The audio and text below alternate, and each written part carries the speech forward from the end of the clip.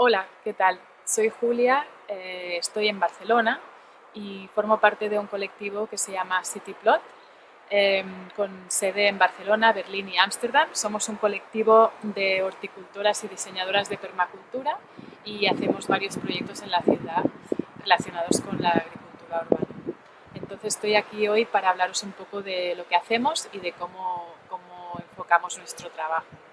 Primero quería hacer un breve repaso de lo que es la historia de la agricultura urbana.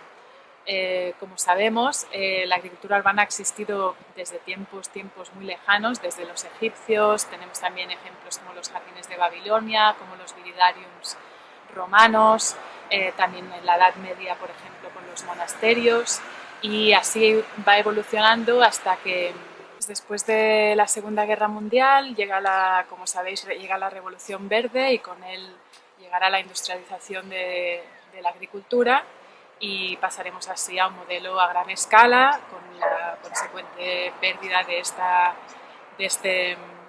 cultura de los huertos urbanos y también del cultivo en la zona periurbana de las ciudades, hasta el punto en que estamos ahora, en que el sistema alimentario está completamente globalizado, con toda la lista de consecuencias que eso conlleva, ¿no? Entonces, ahora mismo en la ciudad pues nos encontramos con bastantes retos o problemas, por decirlo así. Entre ellos, no solo el tema de la soberanía alimentaria, sino también temas de polución, temas del cambio climático, temas de la salud mental y física de las personas. También tenemos temas de inmigración, de integración social. Tenemos también temas del uso de los recursos como el agua, la energía, el mal uso, la mala gestión de esos recursos, una mala gestión de los residuos en general. Entonces, bueno, desde Cityplot pensamos que la permacultura puede servir un poco, ya que viene de una visión holística, nos puede servir para atacar toda esta serie de problemas que en el fondo están todos conectados, ¿no? Es un problema sistémico y por lo tanto requiere una solución sistémica, ¿no? Entonces vemos en la permacultura esta oportunidad de poder diseñar y trabajar afectando todas estas dimensiones al mismo tiempo, ¿no? Para conseguir volver a tener un modelo de ciudad que vaya hacia la regeneración. Entonces, para explicaros un poco qué es lo que hacemos en Cityplot, voy a usar como referencia el trabajo de Toby Hemingway y su libro The Permaculture City.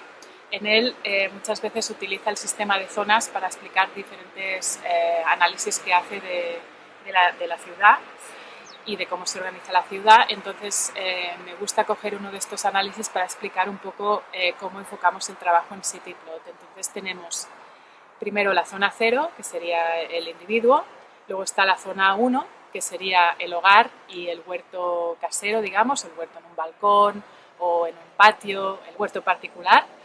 Luego está la zona 2, donde entra todo lo que sea más en relación a la comunidad, como serían los huertos comunitarios, los huertos escolares, los alcorques, cualquier iniciativa, digamos, de la calle. Luego está la zona 3, donde tenemos lo que llamamos las CSA o Community Supported Agriculture, los proyectos de agricultura apoyada por la comunidad. Luego tenemos también los mercados locales y también las cooperativas de consumo. Luego pasamos a la zona 4, esta ya sería un poco la zona periurbana de la ciudad, donde tenemos a los productores de proximidad. Tenemos también, en esa zona 4, tenemos también, por ejemplo, las tiendas que venden productos ecológicos de proximidad. Y luego pasamos a la zona 5, que sería las grandes superficies de alimenticias, los supermercados, que es la zona que idealmente no deberíamos pisar jamás. Entonces, en Cityplot nos centramos en las tres primeras zonas. Creemos, bueno, y en la 0, 1, 2 y 3, porque creemos que el gran cambio que se puede generar a nivel del sistema alimentario actual en las ciudades hacia una transición hacia un sistema mucho más regenerativo, el gran poder reside en estas primeras zonas, ¿no? En lo que podemos hacer como ciudadanos, como personas, como ciudadanos, como comunidades. Entonces trabajamos en estas primeras zonas. Ahora vais a ver a mi compañera Leoni desde Berlín, que os va a explicar un poco lo que hacemos en la zona 1.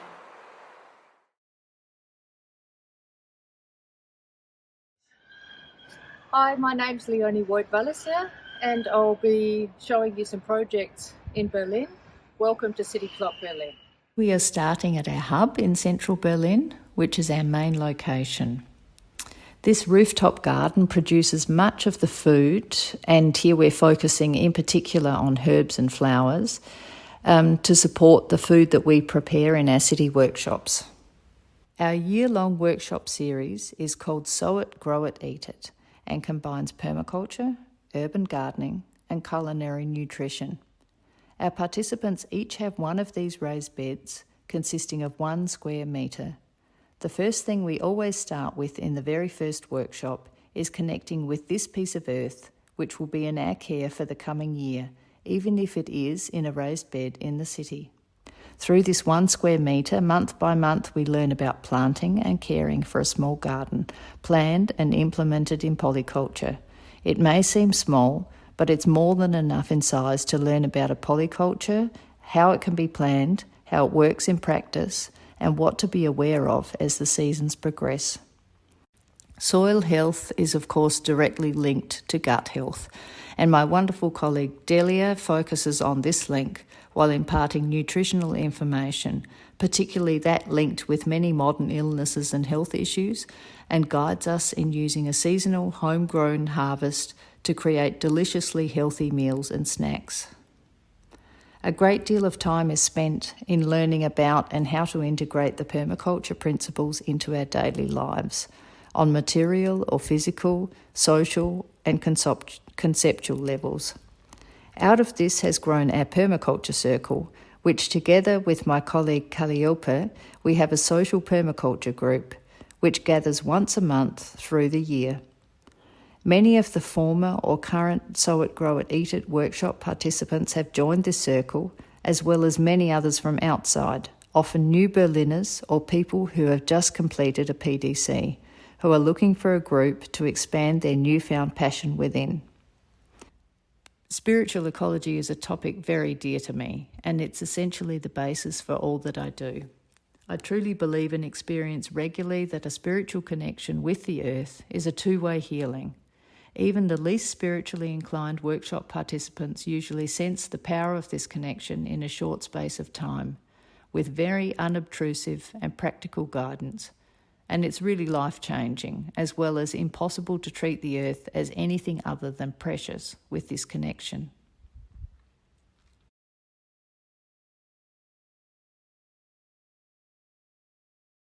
Pasamos ahora a la zona 2, lo que sería la comunidad, y ahí vemos el huerto comunitario, el huerto educativo, el huerto escolar. Y quizá os preguntáis qué es lo que hago aquí, aunque no lo veis del todo completo. Esto es un solar que está en el centro de Barcelona, en el barrio del Clot, un solar de 2.000 metros cuadrados, y es el proyecto en el que estamos trabajando ahora mismo en Cityplot Barcelona. El ayuntamiento nos ha cedido este espacio y acabamos también de recibir financiación para poder empezar. Y la idea es crear un espacio que no sea solo un huerto, pero un espacio verde para la comunidad de este barrio.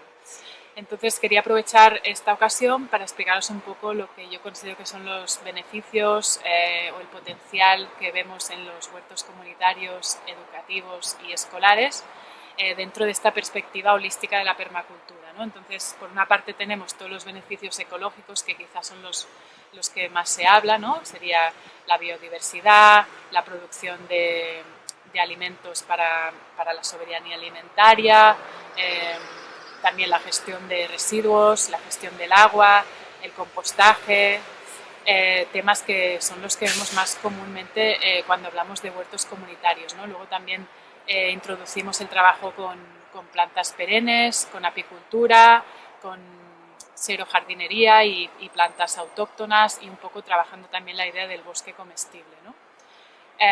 Aparte de toda esta dimensión ecológica, lo que vemos también en el huerto comunitario son, por ejemplo, muchos beneficios a nivel social, ¿no? Desde la integración de diferentes comunidades de un mismo barrio, en la involucración de, por ejemplo, de colectivos migrantes y de varias entidades del barrio que quizá no están conectadas cuando no está un espacio como este, pero cuando se juntan aquí, de repente se crean unos diálogos y unas conexiones que de otra forma no se hubieran generado, ¿no? Y todo a través de este espacio tan agradable como es un huerto, estar rodeado de la naturaleza.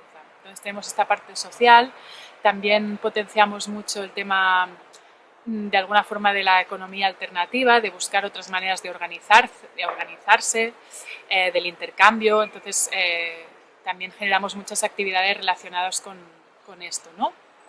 Y luego tenemos también el tema más como espiritual o personal, de los beneficios que nos puede aportar a nivel de salud mental y de salud también física, psicológica.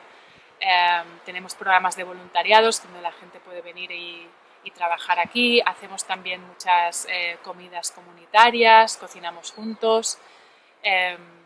Y luego también tenemos una parte muy importante a nivel educativo, ¿no? de ofrecer un programa educativo que dé la posibilidad a varios colectivos del barrio para aprender un poco más sobre cómo conseguir poco a poco esta soberanía alimentaria que tanto necesitamos en la ciudad. Y eso es un poco nuestra visión de cómo enfocamos los diseños de los huertos urbanos y la gestión de estos espacios urbanos.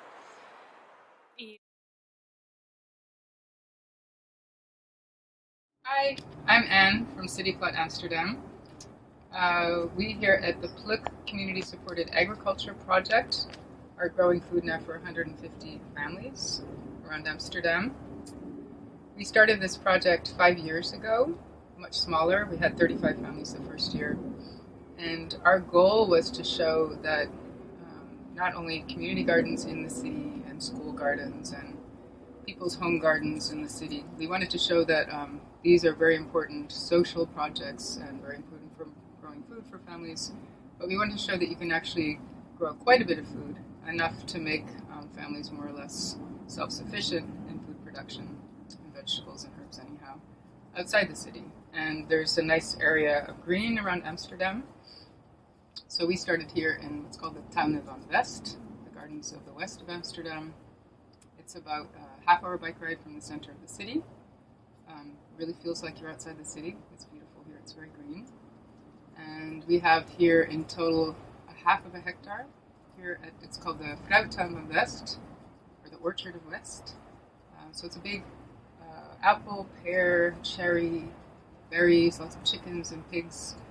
But we grow our vegetables separately, sort of in between all the rows of trees.